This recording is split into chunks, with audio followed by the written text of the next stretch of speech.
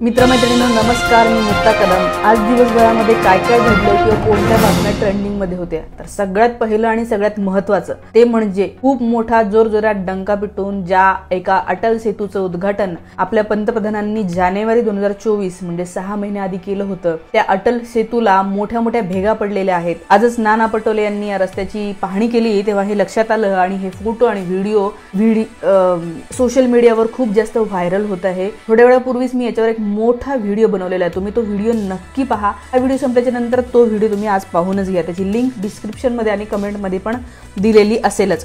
काय तुम्हाला शेजारी बातमी दिसते? पंतप्रधान मोदींनी उद्घाटन केलेल्या 18,000 कोटींच्या अटल सेतूला तडे।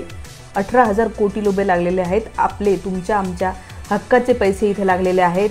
आणि ह्या अटल सेतूला म्हणजे एकच पाऊस झालेला आहे, एक पावसाळा पण नाही संपला, एक पाऊस सुद्धा हा सेतू झेलू शकलेला नाही आहे। मला एक सांगा, जर आता लोकांचा विश्वास उडाला, लोकांना असं वाटलं की आता ह्या सेतूवरून जायला नको, कुठं खचला, तो पडून गेला, समुद्रावरून जाणारा ब्रिज आहे हा, तर अशी जर भीती बसली तर हे फार डेंजरस आहे। पुढची बातमी बघा, बिहारमध्ये आरक्षण टक्केवाढीस उच्च न्यायालयाचा नकार। बिहारमध्ये जे काही आरक्षण वाढवून दिलेलं होतं नितीश कुमार सरकारने, तर उच्च न्यायालयाने ते स्थगित केलेलं आहे। याचं कारण म्हणजे आपल्या संविधानामध्ये 50%चीच अट घालून दिलेली आहे। तर त्यामुळे आता आपल्या महाराष्ट्रामध्ये असलेलं मराठा आरक्षण पण अफेक्ट होऊ शकतं असं लोकांना वाटतं, कारण महाराष्ट्रामध्येही आरक्षणाची टक्केवारी 62% आहे। तर हेही अफेक्ट होऊ शकतं आणि हे सगळं करण्याचा जो काही अधिकार आहे तो म्हणजे लोकसभेमध्ये केंद्र सरकारने जर कायदा बदलला, 50%ची अट काढली, तरच हे जे काही आहे आरक्षण जे आहे ते टिकू शकणार आहे।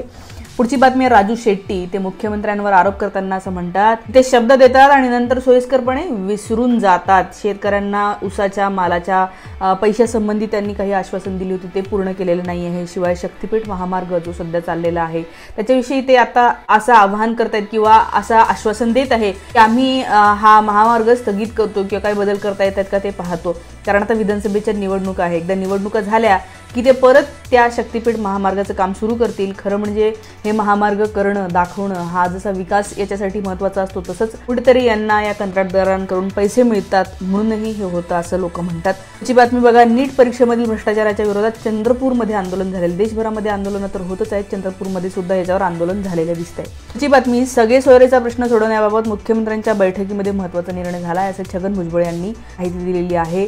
ओबीसीचा नेता सुद्धा आंदोलन करतो आहे, मराठ्यांचा नेता सुद्धा आंदोलन करतोय आणि या दोघांच्या वादामध्ये नेमकं काय होतं हे पाहण्यासारखं असेल। त्याची बातमी बघा, सानिया मिर्झा आणि पुढे बघा स्क्रीनवर तुम्हाला दिसत असेल, सानिया मिर्झा आणि मोहम्मद शामी यांचा लग्न होणार आहे, ते रिलेशनशिपमध्ये आहे, अशा बातम्या खूप ट्रेंडिंगमध्ये होत्या। लोक बघायचे, त्यांचे फोटो काहीतरी सोबत आलेले आहेत असं म्हणलेले, पण त्याच्यावर सानिया मिर्झा यांच्या वडिलांनी स्पष्ट जे काही केलेलं आहे ते असं म्हणतात की असं काही होणार नाही आहे, ते कधीच भेटलेले सुद्धा नाही आहे, त्यामुळे असं काही नाही होणार आहे। पुढची बातमी बघा, पुढची एक बातमी आहे, कल्याणमध्ये खूप जास्त गोणी भरून मतदान कार्ड लोकांची सापडलेले आहेत, रस्त्यावर पडून सापडलेले आहेत। तर असं म्हणलं जातं की कल्याणमध्ये इलेक्शनमध्ये खूप मोठा घपला केलेला असू शकतं। हे जे कार्ड्स आहेत हे कोणाचे तरी घेऊन घेतलेले आहेत किंवा बनावट आहेत, ह्याच्यावर इन्व्हेस्टिगेशन केलं पाहिजे अशा मागणीचा पण एक व्हिडिओ मी सकाळी केला होता। आणि नंतर शेवटची सगळ्यात महत्त्वाची बातमी ती म्हणजे आज आहे आंतरराष्ट्रीय योग दिवस। तुम्ही सगळ्यांनी योगासनं केलेले असतील,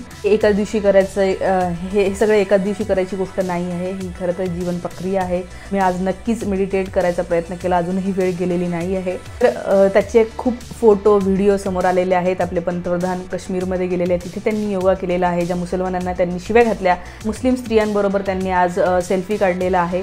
रामदास आठवले यांनी सुद्धा योगा केलेला आहे, तोही व्हिडिओ खूप व्हायरल होतोय। लोक म्हणतात की ही योगाची बदनामी आहे, असं कुठले व्हिडिओ व्हायरल करू नये, पण त्याच्यावर मी उद्या सकाळी रामदास आठवले यांच्या या योगावर अनेक कविता माझ्याकडे आलेल्या आहेत, तर त्या सगळ्या कवितांचा व्हिडिओ उद्या सकाळी 8 वाजता येणार आहे। तुम्हाला जर इच्छा असेल, थोडंसं स्वतःला हसवून घ्यायची, मजा करून घ्यायची इच्छा असेल, तर त्या कवितांसाठी सकाळी 8 वाजता उद्या तो व्हिडिओ तुम्ही नक्की पहा। आणि हे सगळं कसं वाटतंय, तर आजच्या फारशा बातम्या नव्हत्याच आणि मला असं वाटतं की मी दिवसभरामध्ये मोठे पण व्हिडिओ करते, त्यामुळे बातम्या खूप डिटेलमध्ये सांगणं मला शक्य होत नाही, त्यासाठी मी मोठे व्हिडिओ बनवलेले असतात। तुम्हाला हे सगळं आवडत असेल तर तुम्ही माझ्या चॅनलवर जाऊन पाहू शकता आणि ते स्पेशल व्हिडिओ सुद्धा पाहू शकता।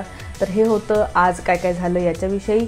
शिवाय तुम्हाला जर असं वाटत असेल की माझ्या चॅनलला किंवा माझ्या या प्रयत्नांना मदत करावी, तर तुम्ही थँक्स आणि जॉईन बटन करून चॅनलची आर्थिक मदत नक्कीच करू शकता। तर आज इथेच थांबते। Thank you so much.